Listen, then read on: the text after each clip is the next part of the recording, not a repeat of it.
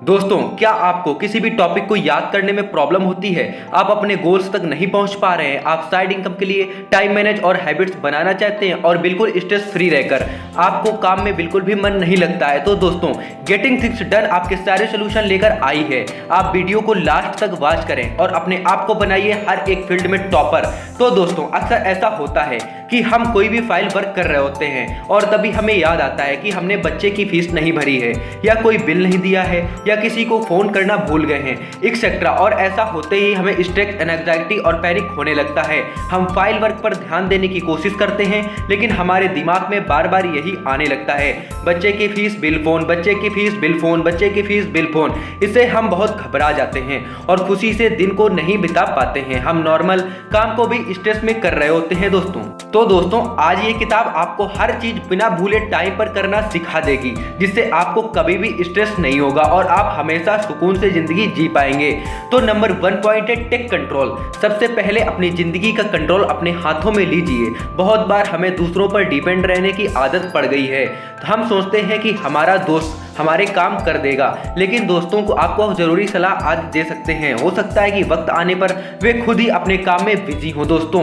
तो मैं आपको ऐसी कुछ हैबिट्स बताने वाला हूं। तो दोस्तों, इसलिए आज से ही यह मन बना लीजिए कि अपना हर पर्सनल काम खुद करेंगे। इससे आप में मोटिवेशन आ जाएगी और आप में चीज़ों को टालने की आदत भी नहीं रहेगी, क्योंकि आपको पता है कि अपने काम को आपको खुद ही करना होगा। दोस्तों, मैं अब टॉपिक नंबर 2 की बात कर रहा हूं, रिडिफाइन परफेक्शन। कई बार हमें यही पता नहीं होता है कि काम को कब फिनिश माना जाए। हम बहुत से कामों को ड्रैग करते ही चले जाते हैं। जैसे किसी कपड़े धोने हो तो वह 2 घंटे में भी धो सकता है और सारा दिन भी उस काम को खींच सकता है। इसलिए जरूरत और टाइम के अकॉर्डिंग से आपको यह निश्चित कर लेना है कि आपको वह काम कितने टाइम में फिनिश करना है। मान लीजिए कि आपके पास कपड़े धोने के लिए 1 ही घंटा है, तो आप सारे कपड़े एक साथ नहीं धोएंगे। और साथ ही आप 80-20 रूल का भी यूज कर सकते हैं, यानी अगर कपड़ों की 80% मैल धुल गई है तो भी बहुत है, क्योंकि अगली बार आप फिर से उसे ठीक से धो पाएंगे। लेकिन कुछ लोग 100% के चक्कर में कपड़ों को धोते ही चले जाएंगे। इससे उनका बहुत सा टाइम भी बर्बाद हो जाएगा और एनर्जी भी खत्म हो जाएगी। उनके दिमाग में बैठ जाएगा कि कपड़े धोना मुश्किल काम होता है। इसकी वजह से वह दोबारा उस काम को टालते ही जाएंगे। दोस्तों, आप अपने हिसाब से अपने लाइफ को इसके अकॉर्डिंग रिलेट कीजिए, इस बुक के अकॉर्डिंग। तो दोस्तों, टॉपिक नंबर 3 है the 5 faces of effective work. दोस्तों, किसी भी काम को अच्छे से करने के लिए 5 स्टेजेस होती हैं। आप भी इनका यूज कर सकते हैं, जिसमें से फर्स्ट है कलेक्टिंग। जो भी काम है उसे करने के लिए आपको जिन चीज़ों की ज़रूरत होती है उन्हें एक जगह पर कलेक्ट कर लें। मान लीजिए कि आपको आधार बनवाने जाना है, तो सबसे पहले आप सारे डॉक्यूमेंट्स कलेक्ट कर लेंगे। सेकंड पॉइंट है प्रोसेसिंग। इसके बाद आप ये सोचिए कि सारा काम कैसे किया जाएगा। जैसे आप डॉक्यूमेंट्स लेकर आधार केंद्र जाएंगे, किस बस या ऑटो से जाना है, कितने घंटे में काम कर पाएंगे, एक्सेट्रा पूरा सोच विचार कर लें दोस्तों।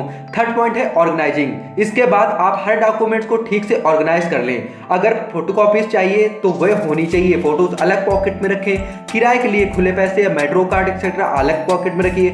हर चीज को ऑर्गेनाइज कीजिए ताकि आगे चलकर आपको पूरा बैग ना उलटना पड़े। 4 पॉइंट है डूइंग। इस चरण में उस काम को करना स्टार्ट कर देना है दोस्तों। 5 पॉइंट है रिवाइविंग। काम को जाने से पर उसे रिवाइव करें, ठीक से हुआ है या फिर नहीं हुआ है। कुछ लोग होते हैं जो उनका वर्क हो जाता है लेकिन वो रिवाइव करना बिल्कुल भी नहीं जानते हैं। दोस्तों, अगर आपका कोई भी सब्जेक्ट तैयार हो गया है तो उसे मल्टीपल टाइम रिवीजन करना है दोस्तों, सही से और अच्छे तरीके से। तो इस तरह से आप कोई भी काम कर सकते हैं, चाहे वो स्कूल कॉलेज का हो, ऑफिस का हो या फिर पर्सनल वर्क हो। तो अब मैं टॉपिक नंबर 4 की बात कर रहा हूँ, stop storing things in head. कई बार हम चीज़ों को अपने माइंड में स्टोर करने की कोशिश करते हैं। जैसे अगर आपको आज के दिन 10 काम करने हैं तो कुछ लोग उन्हें सिर्फ दिमाग में रख लेंगे दोस्तों, लेकिन ये बिल्कुल भी गलत तरीका है। लेकिन दोस्तों, इससे दिक्कत यह है कि वे उनमें से कुछ को भूल ही जाएंगे और उन्हें पूरा नहीं कर पाएंगे। बाद में याद आने पर आपको फिर से स्ट्रेस होने लगेगा। दूसरा, जब हम दिमाग में बहुत सी चीज़ों को सोचते हैं तो हमें ठीक से क्लियरिटी नहीं हो पाती है, कौन सा काम सबसे ज़रूरी है और कौन सा काम हमें अभी ज़रूरत नहीं है दोस्तों। इसलिए आप कामों की लिस्ट बनाना शुरू कीजिए। आप पेपर पर लिख सकते हैं, कंप्यूटर या फिर मोबाइल में भी नोट्स बना सकते हैं।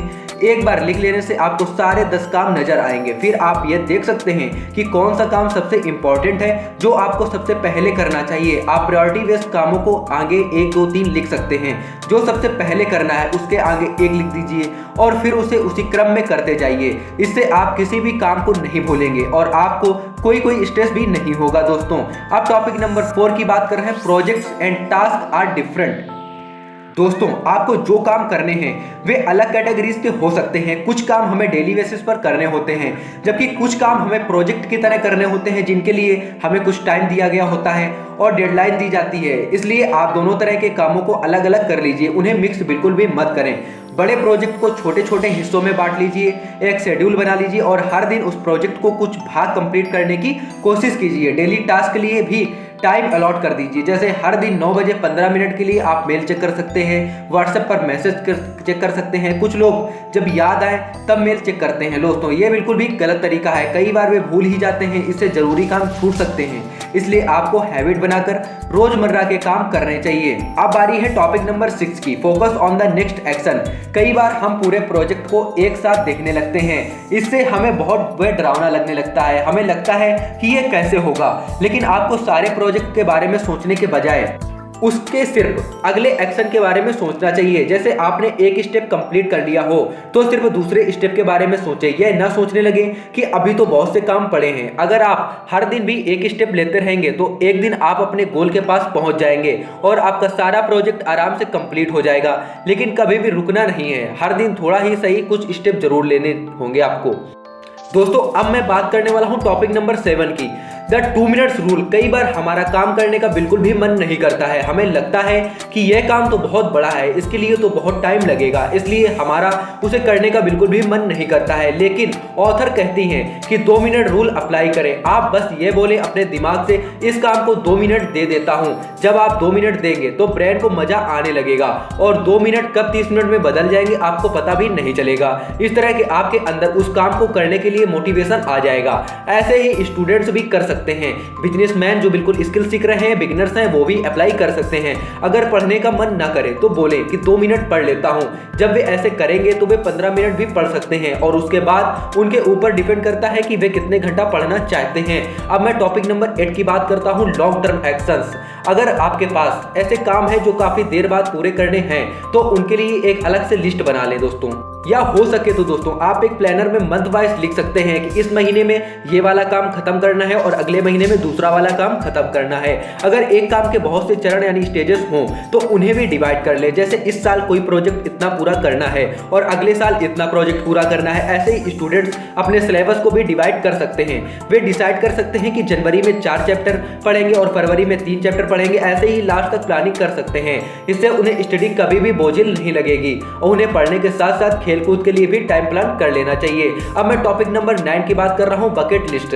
अपने काम की एफिशिएंसी बढ़ाने के लिए ऑथर ने बकेट लिस्ट बनाने की तकनीक दी है दोस्तों इससे आपके काम मिक्स नहीं होंगे और आप हर काम टाइम से कर पाएंगे। इससे आपको कोई स्ट्रेस फील भी नहीं होगा। आपको 6 तरह से बकेट लिस्ट बनानी है, जिसमें 1 पर है एक्टिव टास्क। इस लिस्ट में वे काम होंगे जो आपको इस वीक ही करने हैं। सेकंड है एक्टिव प्रोजेक्ट। इस लिस्ट में वह प्रोजेक्ट होंगे जो चले हुए हैं और जो आपको इस महीने में करके देने हैं। थर्ड है कैलेंडर। दोस्तों इस लिस्ट में आप उन मीटिंग्स की लिस्ट बना सकते हैं जो आपको इस महीने दूसरे लोगों से करनी है।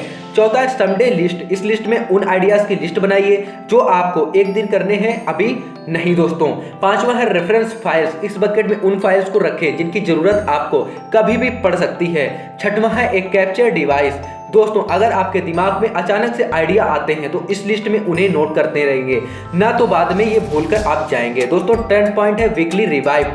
हर हफ्ते आप एक ऐसा दिन और टाइम रखें जिस दिन आपको अपनी सारी बकेट लिस्ट को रिवाइव करना है। दोस्तों अगर आप स्टूडेंट हैं तो आपको सारा सिलेबस संडे के दिन रिवीजन करना है। उस टाइम आप कोई भी डिस्ट्रैक्शन ना होने दें, ना कोई पार्टी प्लान करें, ना किसी के साथ कोई मीटिंग अपॉइंट करें। दोस्तों उस दिन आप देखेंगे कि आपने कौन से टाइम से काम किए हैं। दोस्तों कौन से और रह गए हैं, अगर रह गए हैं तो ऐसा क्यों हुआ, और आप फ्यूचर में कौन सी मिस्टेक्स नहीं करेंगे। ऐसे ही देखेंगे कि क्या आपने सारी मीटिंग अटेंड की हैं या किसी को भूल गए। इस तरह अपनी कमियों को सुधारते भी जाएंगे और एक दिन आपकी प्रोडक्टिविटी 10 गुना बढ़ जाएगी। दोस्तों अब मैं बात कर रहा हूं क्रिएट अ वर्क प्लेस, जो टॉपिक नंबर 11 पर दिया है। कोई भी काम करना हो, एक अच्छा वर्क प्लेस होना बेहद जरूरी होता है। जैसे अगर राइटिंग का काम है तो एक सुकून वाला कमरा होना चाहिए। ऐसे ही पेंटिंग, डिजाइनिंग, फ्रीलांसिंग एक्सेट्रा के लिए उचित जगह ढूंढें और उसे अपने ऑफिस की तरह ट्रीट कर सकते हैं। ऐसा ना हो कि वहां घर की तरह आप भी कभी कभी लेट सकते हैं, कभी टांगे मेज पर रख दी। ये सब गलत होता है दोस्तों। इससे आपके दिमाग को मोटिवेशन नहीं मिलेगा और आप अपने काम को जल्दी नहीं खत्म कर पाएंगे। टॉपिक नंबर 12 है पावर ऑफ हैबिट, जो कि बहुत बेहद इंपॉर्टेंट है। आपको इस किताब में दी गई टेक्निक्स को लागू करने के लिए हैबिट्स बनानी पड़ेगी और हैबिट्स एक दिन में ना बनती हैं और ना छूटती हैं। शुरू में आपको हैबिट्स बनाने में टाइम लगेगा। जैसे पेपर पर लिखने की आदत बहुत से लोगों को नहीं होती है, लेकिन इनमें डरने की कोई भी जरूरत नहीं है। आप आराम से सीखें और एक समय में एक ही काम करने की आदत डालें। अक्सर माना जाता है कि आदत डालने के लिए आपको वह काम लगातार 21 डेज के लिए करना चाहिए। आप भी 21 डेज के लिए डेली कामों की लिस्ट बना सकते हैं। दोस्तों आप फोन पर भी ये काम कर सकते हैं या फिर एक डायरी लगा लें। आपको परफेक्ट होने की जरूरत नहीं है। शुरू में जितना कर सकते हो वो करें, धीरे धीरे सुधार चलता जाएगा और आप एक दिन परफेक्ट बन जाएंगे। 13 पॉइंट है ऑलवेज प्लान, कोई भी काम कैसे निपटाना है इसके लिए ये स्टेप्स करें। सबसे पहले ब्रेन में एक रफ प्लान बना लें, फिर उसे पेपर पर लिख दें। उसके बाद दोस्तों ब्रेनस्टॉर्मिंग करें, जो स्टेप ठीक नहीं है उन्हें हटा दें, बल्कि नए तरीके ढूंढें जिससे काम आसानी से हो जाए। इसके बाद आप तुरंत एक्शन लें। कुछ लोग सोचते ही रह जाते हैं, इसलिए सोचने का टाइम और एक्शन का टाइम भी बैलेंस कर लें। इस तरह आपके सारे काम होते चले जाएंगे। दोस्तों आपको ये बुक समरी आपको कैसी लगी और ये वीडियो आपको कैसा लगा कमेंट में जरूर बताएं और एक सुंदर सा कमेंट कर दें। चैनल को सब्सक्राइब करना बिल्कुल भी मत भूलें दोस्तों, और कमेंट करना तो बिल्कुल भी मत भूलें, क्योंकि मैं और मेरी टीम उसी से मोटिवेट फील कर सकती है। और वीडियो को लाइक करना भी मत भूलें। भाई को सपोर्ट करें और आने वाले समय में मैं आपको ऐसी रणनीति बताने वाला हूं जिससे आप अपने बिजनेस को करोड़ों से अरबों तक पहुंचा सकते हैं। तो दोस्तों वह सीरीज बहुत ही धमाकेदार होने वाली है। तो वीडियो कैसा लगा कमेंट में बताना बिल्कुल भी मत भूलें।